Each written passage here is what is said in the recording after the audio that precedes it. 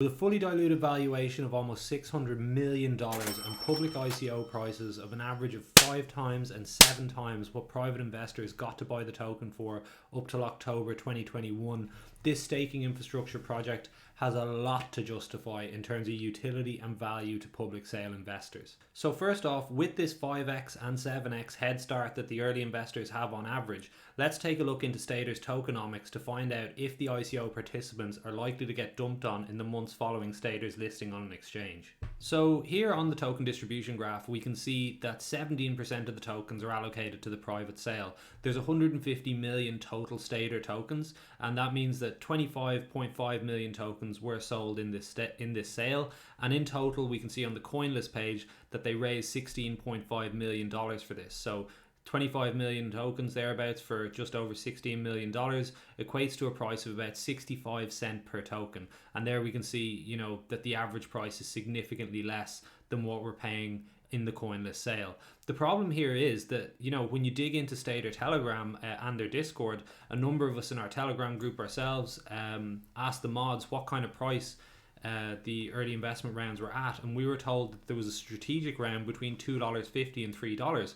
But if you look here on the token release schedule, if you look at the various tranches in the token distribution graph, there's no information on this whatsoever. And you can bet absolutely that the strategic investors who are investing this at $2.50 or $3 are not subject to the same release schedule as the early backers that we can see here who happen to be stellar, like Terra, Coinbase Ventures, Huobi Ventures, Jump Capital, Terraforma Labs, the Solana Foundation, Near.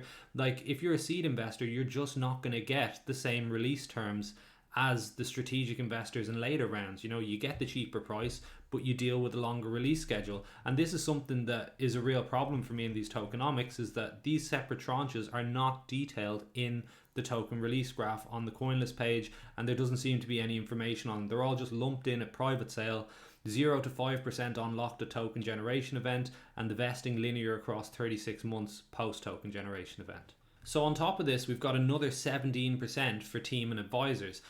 Usually these are the tokens that take the longest to start unlocking and to vest fully. However, in this case, after just 6 months, they start to unlock. And after 36 months, they will be fully unlocked. Now, moving forward as public sale participants, what's really important to consider is how does our release schedule bear in relation to this 6 month point, and also in relation to the private sale tokens, because even if we're breaking even on the token at ICO price, there's other people that are going to be up 10x or more on this. Congratulations to those of you who are still here. You have an attention span. Well done. If you're appreciating the content, clicking like and leaving a comment shoots us up the search results, means our videos get seen, which obviously helps us grow the channel. It makes a huge difference and is a really easy way to support us. If you are into things like early stage opportunities and sales outside of the CoinList ecosystem, or even getting priority queue for sales, we did that for members of our community, both in videos here on YouTube for P-Stake, IMX, which has done a huge number, really optimistic P-Stake will do the same, Umi, and also for Stader, we brought methods to get priority queue, as well as quality projects like LF0, Glimmer Token, Parastate as well, Unique, both on our YouTube and Telegram. So consider giving us a sub and joining our Telegram community as well for the ICO IDO chat. So now to bang into the sale options. Looking at these two options, right, there's just two really key points to note here. Number one, where are we at that 6 month mark when the team and advisor tokens start to unlock? And if you have option 2, you're only going to have 40% of your tokens at this point. Now, the team and advisor tokens are 17%, the early investor tokens are 17%, and the public sale round tokens are only 4%, which brings me to my next point.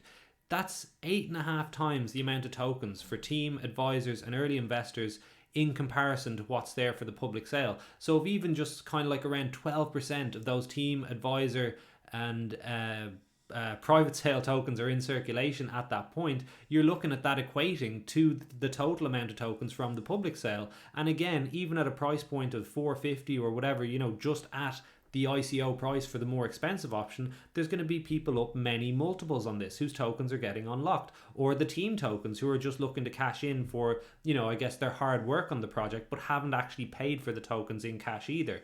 Overall, I'd prefer option 1 because at least I get to take some profits or, take some risk off the table before the team and advisor tokens unlock. And overall, again, I would say that these tokenomics are incredibly weighted towards institutions, early investors, team, and really, with the fully diluted valuation as well, are really not heavily weighted towards the ICO investor. I mean, if you're looking at videos that are claiming this is going to do 100x, ask them to justify how this is going to be worth 65 billion anytime soon. Because you sit on a throne of lies. It's a very high fully diluted valuation for what it is, I think.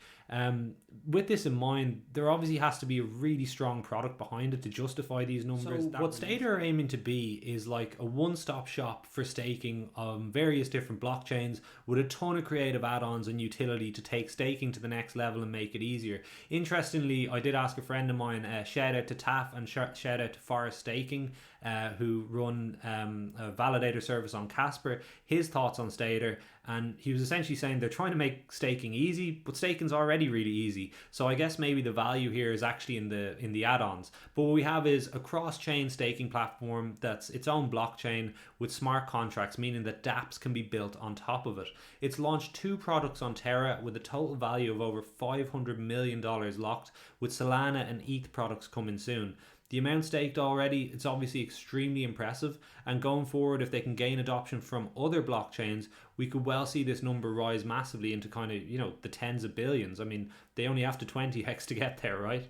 So what we can see here are kind of the groups that Stader are looking to target, and we can see here an all-in-one staking API for exchanges is a very large opportunity they see it as. Staking platforms for institutions, large, again the institutional focus coming to the forefront, and decentralized liquid staking tokens of various types as large as well.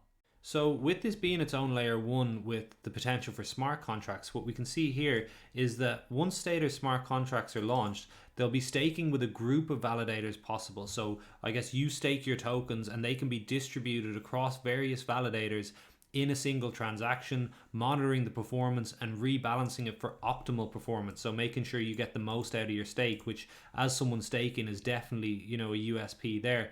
Deploying staking rewards on any protocol to claim airdrops with one click, and liquid staking token issuance.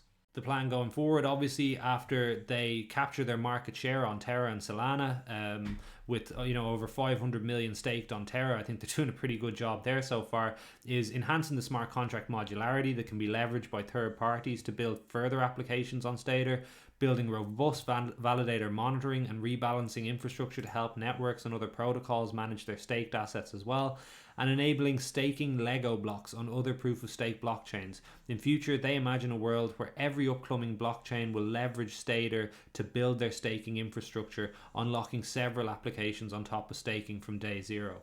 So I didn't actually see any information on the founder or team really on the coinlist sales page. So I did a little bit of digging, as we always do on this channel. And again, if you haven't clicked like yet and appreciate the extra work, effort that goes into the research of these videos, I did manage to find the founder on LinkedIn. So having a little look through here, a couple of things of interest.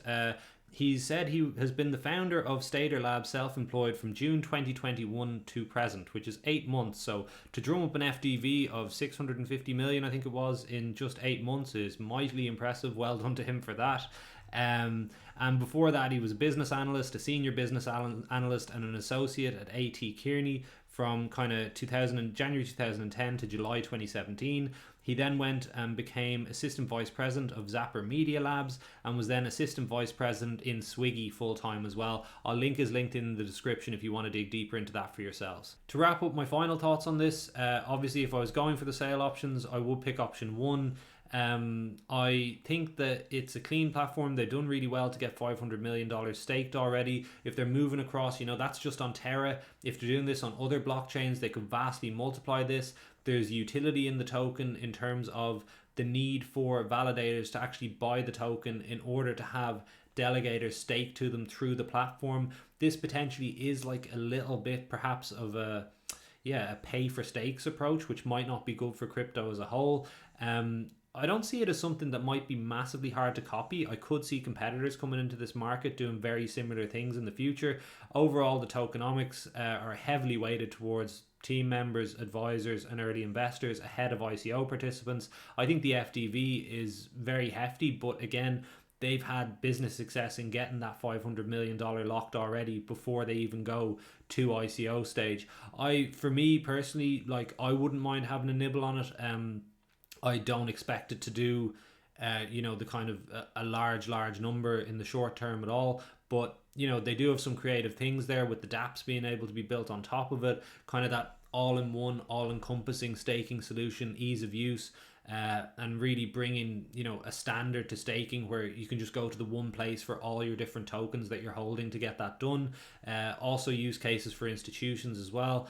I do think it'll do well. I do think it'll make money. This is never financial advice. But I don't see it doing a huge number, and again, those tokenomics and release schedule do concern me to an extent, although the product looks solid. That's my overall thoughts. If you appreciate the content, we're going to have loads more coming, so subscribe to the channel, leave a comment, let me know what your thoughts are, or hit us up on Telegram. Boop, and I'm out. Cheers, lads.